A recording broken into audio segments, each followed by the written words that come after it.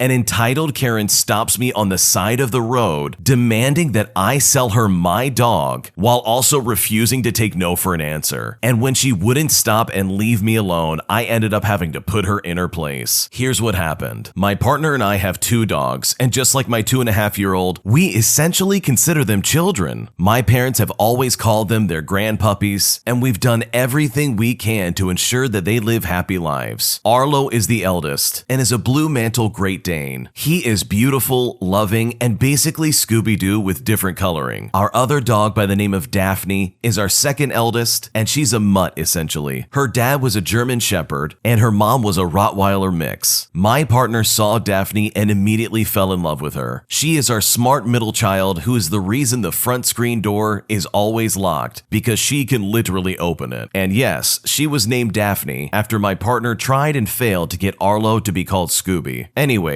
my partner was taking Arlo and Daphne for a walk. I had gone halfway with them before heading back home as our toddler had fallen asleep. And if I didn't, we would have been up until 10 o'clock at night with that danger nap. He continued on, and as he was passing the local school, a car pulls up in the middle of the road. My partner wonders what's going on, thinking that maybe there was just something up ahead and the driver wanted to warn them about it. The window rolls down and it's some lady staring at our dogs. The woman points at Arlo and goes, "How much?" My partner is obviously very confused at this point. Why would a stranger pull up in the middle of the road asking how much our dog is? Arlo didn't have a for sale sign on him, so my partner replies, "He's not for sale." But the woman doesn't take that as an answer. She says, "No, really, how much is he?" My partner then reiterated, "I'm sorry, he's not for sale." They go back and forth like this for a few rounds, with her asking how much and my partner clearly stating that we are not selling Arlo. This entitled Karen then says one of the dumbest things I've ever heard in my life. She says,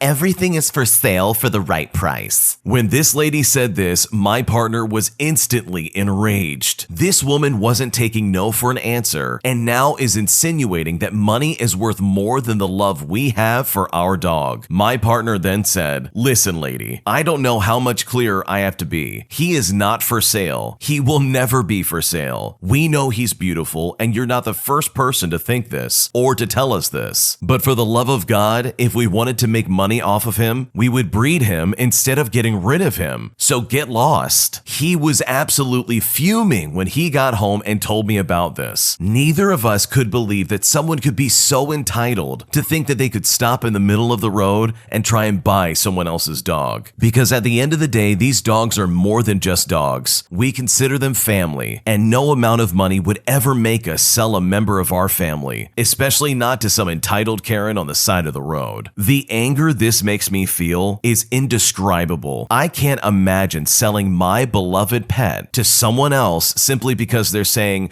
"Oh, everything has a price." Like, that's just ridiculous to me. How entitled do you actually have to be to stop on the side of the road to do that to somebody? That's so offensive and just so disgusting and gross. So good for both of you for deciding to put your foot down and say, "No, we are not going to sell a member of our family," because there is not a price tag you can put on the love of a family member, even if that family member just happens to be a dog. An entitled Karen goes off on me saying she's going to use her dash cam footage to expose me on social media, claiming that I sold her faulty hardware. So I had this keyboard that I bought and was selling online. It sat on there for a while before this weird lady messaged me and wanted to buy it. So I arranged a place to meet up close to my house, but not close enough to where she would know exactly where I live. Because, you know, sketchy people. So I went down to our meetup and I walk up to her car and it was fairly nice. Just some lady with some tattoos, and I was telling her some things about the keyboard that I was selling. For a disclaimer, I said to her before we even met up that it might not work for consoles, because of course, consoles can be iffy with keyboards. So she bought the keyboard for $80 and I got it on sale for $35, so I got a big profit out of it. So a couple of days later, later, I get a text from this lady that goes on and on about how I sold her this keyboard when it doesn't even work. Which, keep in mind, it does work. I used it before I sold it to her. I told her that it could be iffy on consoles and reminded her that I previously told her that, but to no avail, as she tells me she tried it on her Apple computer and told me that it didn't work. I said, well, I don't know what to tell you. I told you it might not work for what you want. She then proceeded to tell me that she was going to post me all over social media and that she had a dash cam that had a video on it and she captured the entire thing. Now, obviously, this didn't scare me because, for one, I was wearing a mask, and two, I could care less if some weird entitled Karen tries to judge me on social media. She demanded a refund from me, and I told her flat out, I'm not giving you a refund because you're not entitled to it, for one, and also I already spent it, so there's no money to give back to you anyways. So long story short, she bought an $80 keyboard that I warned her might not work for the console. I made a profit and still don't know if she posted me on social media, but I had a good laugh about it, and hopefully I'll find that video one day. It's funny how you can explain to someone over and over again something might not work the way they think it will, and yet they still ignore it and then freak out when that very thing happens. I guess the keyboard that this lady bought was not exactly what she was supposed to be using for her computer, which is fine, sometimes it works out like that, but the fact that she tried to blame this on the seller itself is just absolutely ridiculous. And also, this lady's a moron for buying something over social media. Like, go to an actual vendor and get something new. Don't buy something on social media and then complain, oh, it doesn't work. Like, that is literally the bottom of the barrel, in my opinion, when it comes to purchasing any kind of electronic goods, because it's already been in somebody's hands and they have already used it for who knows how long. So why not just buy something new for yourself? Or at least buy something where you know for a fact it's going to work on your computer, because otherwise you're going to be out $80 and wish that you had just spent that money on something new. My friend and former colleague gave me a bad work reference, and honestly, I'm still in shock. I met my friend, who I'm going to call Sarah, about 8 years ago. That's not her real name, but we actually knew each other on a personal level prior to then, but hadn't spoken in many years. When we started working together again, totally coincidentally, we were very excited. We ended up working on some major projects together that were very successful. We moved on to other places, but have stayed in touch on a personal level ever since. And I thought she was one of my best friends. Since we work so closely together, I have used her as a reference for some jobs. I don't list her as a supervisor, of course, but as a colleague, and I've never had any issue that I know of. I recently applied for a new job that I'm in the finals for. I might contextualize that lately her career is not really going as she'd like, but I would say some of it is her choice. She doesn't want to work full-time, refuses to go in office, and so because of this, a lot of the jobs that she's had are very menial, with work more akin to data entry and other things along those lines. And honestly, she complains about it a lot. Overall, as a friend, I try to be sympathetic as best that I can. I don't know if this has anything to do with the following events, but she also recently had a baby and has quit all her jobs, and as far as I know, does not plan to go back to work. I don't see how her husband makes enough to support both of them, especially in this economy, but I guess they figured it out, which is fine. I don't care. I just don't know if she's feeling a certain way about it, and I obviously would never comment on that, as it's not my place to do so. Anyway, apparently my references for this new job I'm up for got flagged for something. I asked for a status update because it seemed to be taking longer than expected, and they said one of my references raised concerns, and so they were personally reaching out to all 5 of my references to have a meeting with them just to clarify some things. I was shocked and didn't know what to think. Which of my references could have possibly given me a bad reference? I messaged her because we message all the time casually, and said I was super confused and was trying to figure out who could have said something bad. She was like,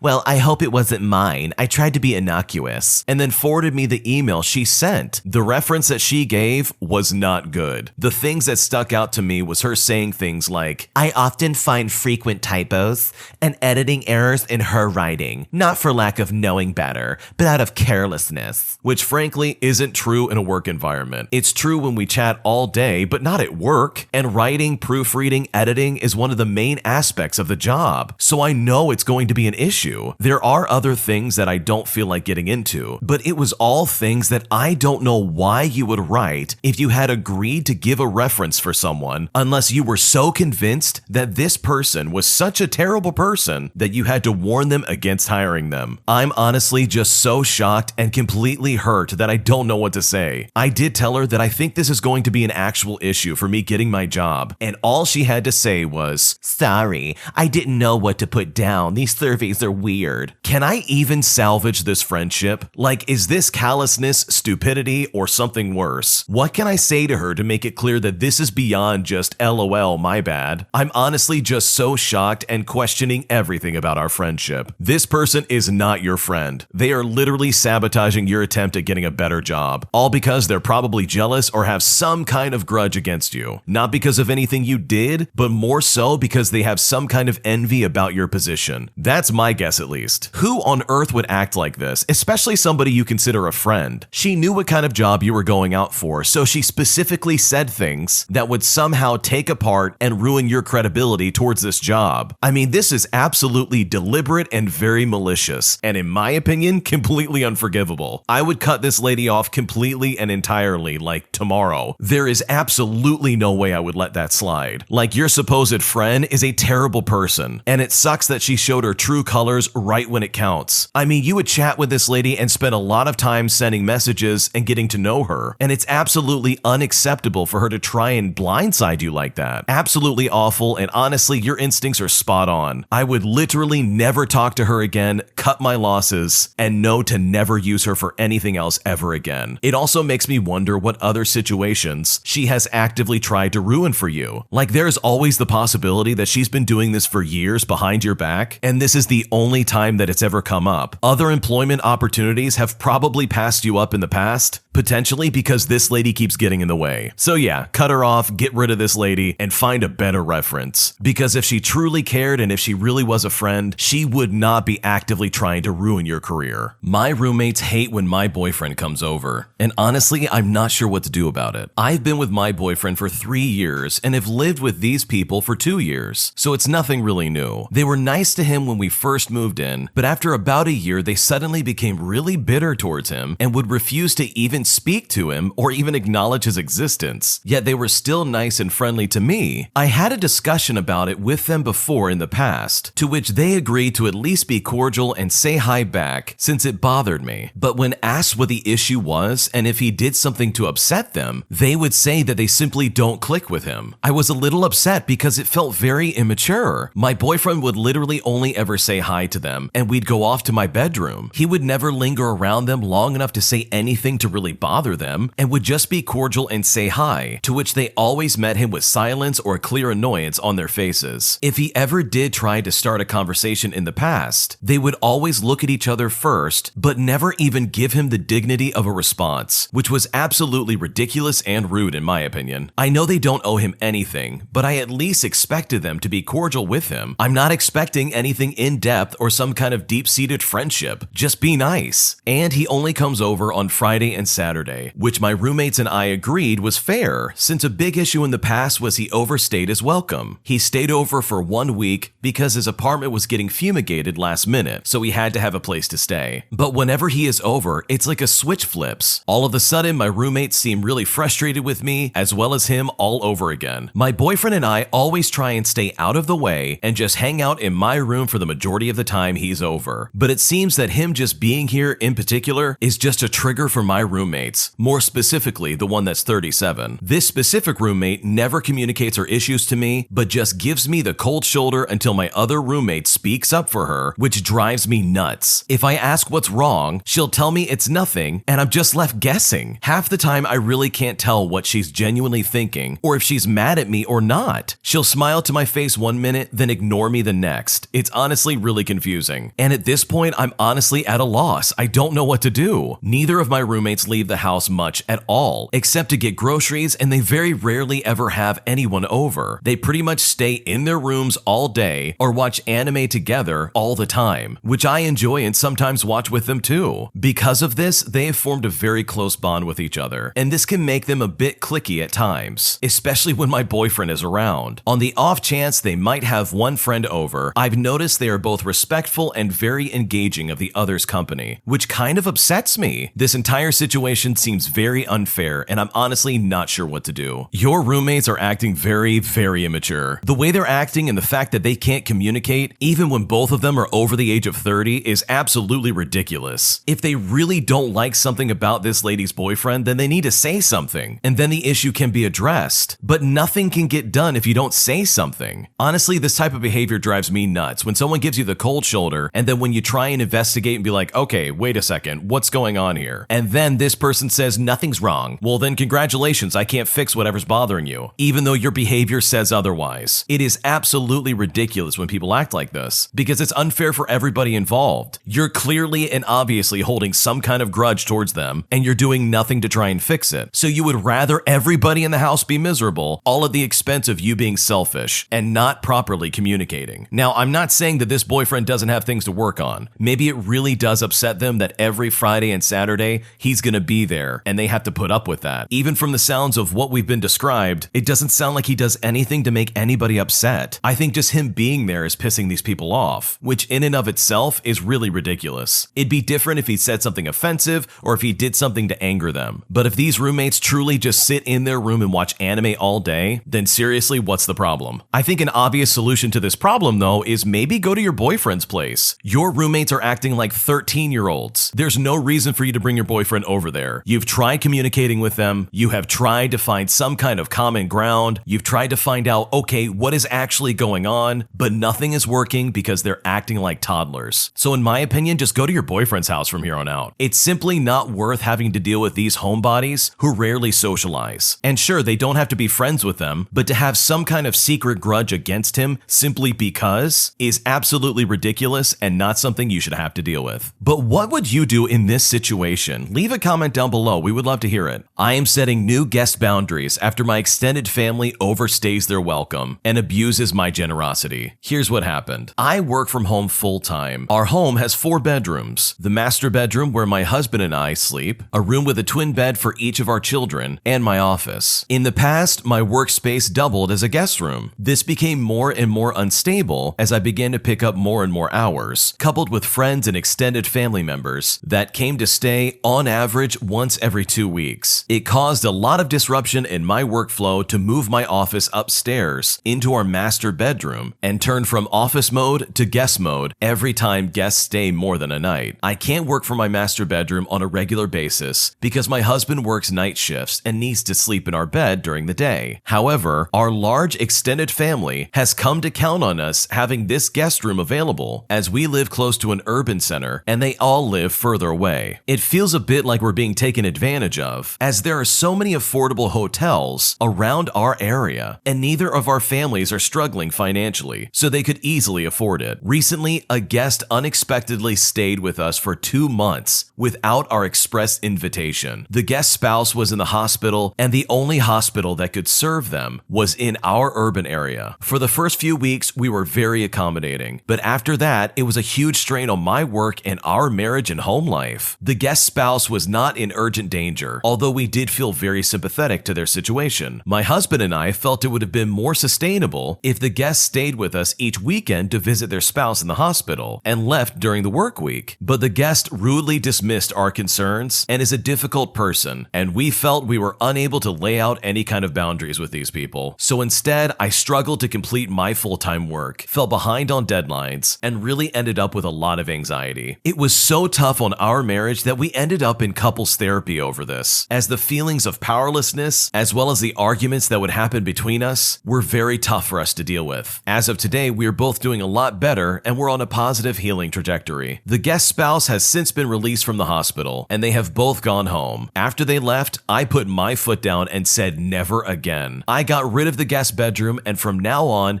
guests will have to sleep on the couch with a 2-night limit or they can go to a nearby hotel. My husband was okay with this decision, but we already know for a fact that some members of our family will be upset with us, particularly the guest who overstayed their welcome and their spouse, as it is likely that they will need to return to our area regularly for hospital checkups. We both feel anxious about how they will react. However, they do have the finances to stay in a hotel for a night or two when they need to. So it begs the question that I really need answering. Am I the jerk for doing this? Is it okay that I set boundaries on who can stay at my house and for how long? You are not the a jerk in this situation, and no, you did not overstep your boundaries. It is actually a really good thing that you decided to do this, because even if people get upset by this, it lets you as well as your husband take back control of your life, as well as your home. It's completely inappropriate for people to just show up unannounced and say, hey, can I stay over? It doesn't matter if you're in a good location and it's like an ideal spot for people to go and to travel and to do all sorts of things. It's inconsiderate, and it's definitely not something that I would put up with. So good for you for putting your foot down and deciding that enough is enough. Because honestly, you went above and beyond what anyone would have expected from you, especially having someone stay over your house for 2 months without even asking in the first place. Thanks for watching. When you subscribe, make sure to hit the bell to turn on notifications. To finish listening to all the stories, use the playlist at the top of the description. And the next time you live stream, use the cream of the crop music. Search Cream of the Stream on Spotify or whatever platform you use for copyright-free music to use for your next stream.